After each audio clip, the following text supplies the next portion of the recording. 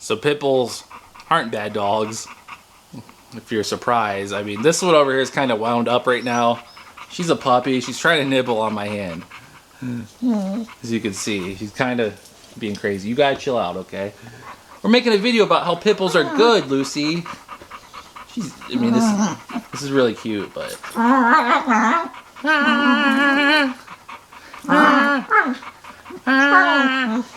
What's she doing, Bruce? Bruce is such a good boy. Oh, man. What? Okay. So, playing just turned... She's trying to nibble, but she's not stupid, so she started licking on my face. I know you're trying to play, but you gotta chill out.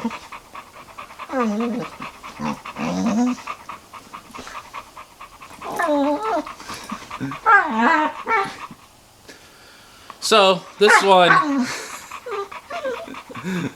Hey. So, I'm going to show you how to give my type of correction right now. This is improv. I didn't mean to do this on this video. But she's starting to nibble on my hand a little too hard. Stop. Bad. It's pretty simple. Look, she already knows. She went from being playful to just, hey, all right, I'm done. And that was that simple. Literally a type of correction I like to use with her. I don't ever have to give this guy any corrections. He's just a freaking angel. But her, it's just like a little boop. That's all I gotta do is just a little boop. Open hand, I like to poke him. Sometimes it's like behind, back here. Just give him a little jab, boop. And a no or a bad. She knows what bad is. She really knows what bad is. She's a puppy. She's very excitable. I mean, dealing with any puppies, they're gonna be crazy like that. She's a really good dog, but I mean, she knows her limits. So I mean, she doesn't know any limits until I let her know her limits. And the thing is, around other people, she will just do whatever, you know. She knows they aren't correcting her for anything, so she will go above and beyond her craziness around other people. And that's why I encourage everybody, you know, to not... Everyone wants to baby dogs. And I mean, like with Bruce, he's an older guy, and he's so good and gentle and sweet and a big angel. So I mean, he gets kind of babied. I've had to correct him a time or two. I mean, it's nothing big, just like mostly him not listening when he runs way out in my backyard. I'm just like, hey dude, come on. You know, the first time it happened, I'm like, okay, he's not listening. Second, third time, I'm like, dude, you're not listening to me at all. And he hears me, just kind of ignores me. So that's the only time I've ever got frustrated with him. With her, it's a lot of excitement, and to this point, it's like she knows I don't want her being excited. She starts to get excited, and then it's like she doesn't know what to do sometimes. She'll actually start shaking sometimes, which sounds terrible, but it's her trying to be very excited, but she knows she shouldn't be. It's kind of weird. And that only happens when we're in my truck and she wants to, we arrive at my mom's house or even back home here, or she sees another dog or something. She gets crazy excited, and I know I'm going to give her a little jab and be like, no. She knows that's coming if she gets too excited. So she tries to contain herself, but she doesn't. We're still at that point. Hopefully it'll eventually just be to where she is just chilled out like this guy. Ain't that right? Ain't that right? Ain't that right? Giving a dog a correction is really just about matching the dog's intensity. Like Lucy wasn't really being bad here. I was just trying to demonstrate a very, very light correction that I may give her if she's just starting to get out of line. If the best time to stop a dog or correct a dog is before they start doing something. You can tell they're starting to think about doing something, and that's the best time to do it. And you know, honestly, maybe I'm just very, very intuitive with that, because I can tell the second she gets fixated on something or starts to, you know, want to do something that we don't want her to do. But other people, you know, seem oblivious to that, I've been around other people that just seem totally oblivious to that with dogs. And hey, I don't know, maybe I'm just better at it. But either way, the best time to give a correction is before, it gets intense, so that your correction doesn't have to be intense.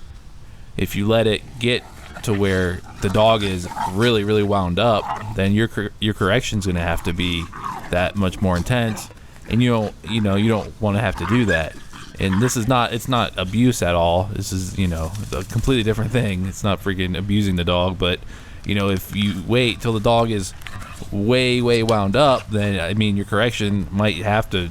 If someone was watching you, it might look like it was abuse. I'm gonna be honest. If the dog's way freaking wound up, sometimes, these dogs don't even feel anything. If they're all tensed up and going crazy and stuff. But I stick to the 4-finger, kind of the little jab. Just works. A no, a bad, a little jab. Either way, sometimes, if they're more wound up, it's a harder jab. So if a hard jab and verbal commands aren't working to calm a dog down, to get their brain off of whatever they're fixated on, then you got to go to the most extreme correction for me, which is putting them on their side, which is a very submissive position, and holding them down like that until they calm down, maybe even kind of laying on them. And that's something I've only had to do a couple times, 3 times ever with my dog. And hey, that's the most extreme correction I will do, and it does work. It completely snaps their brain out of it, but that's what that is. So when we talk about giving a dog corrections, as terrible as it may feel to do that, it is really what's best for the dog, and it's something you have to do less and less over time until you may not even have to do it anymore. The dog will just behave the way everybody wants the dogs to behave from what you've done. And it's about trust and respect. You want the dog to love you, not be afraid of you in any way. That's the trust part. But then there is the respect part where, hey, kind of, the dog knows who's the leader without any doubts. And if once they have no doubts about who is in charge, who the leader is, that actually makes the dog so much safer to be around strangers, to be in public, to be a social dog, because that makes it highly unlikely that they would bite someone else if they have a leader that they believe is strong, confident, and can protect them. Because then a dog will not be insecure, and having an insecure dog is one of the most dangerous things you could have around your house. Certainly, because the insecure dog feels like it has to protect itself and the owner. You're putting that responsibility on the dog by being a weak leader, and then this dog's gonna lash out at anything and everything. And that's what happens when people baby dogs and never give them corrections, and treat them like a human baby and all this nonsense. So it's very healthy for a dog to be a very firm leader. It's what they need. Pit bulls are not for everybody, unfortunately. These dogs have no limits. It's hard to talk because I got Bruce. He's older. I've experienced him as a young pup. So he's always been just amazing for me so far. Her, and she's not a full pit bull terrier. I think she's like a mix a little bit, but she's got most of it. She's definitely got most of it. And these dogs have no limits.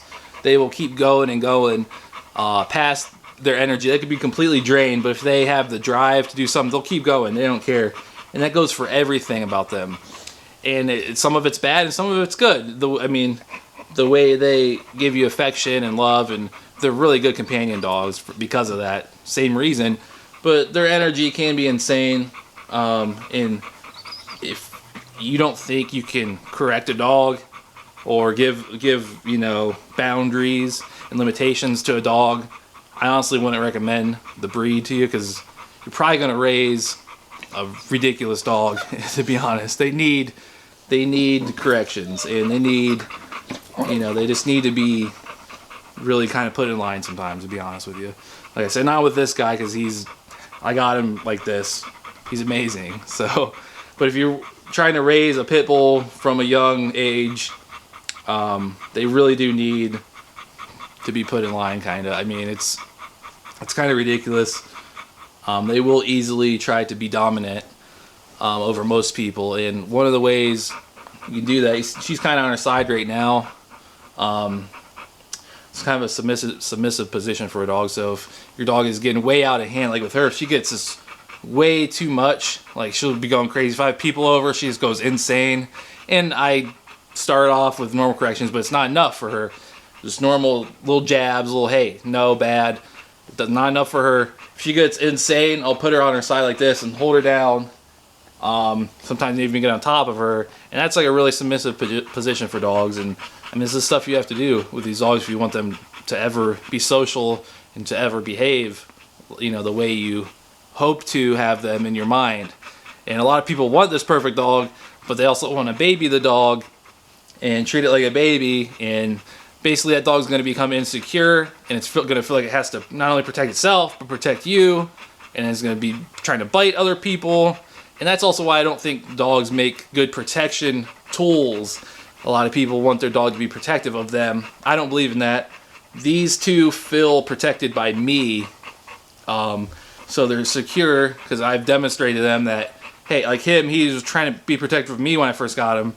And I let him know. I pushed him away. I'm like, no, dude, you're not allowed to do that. We can't have that.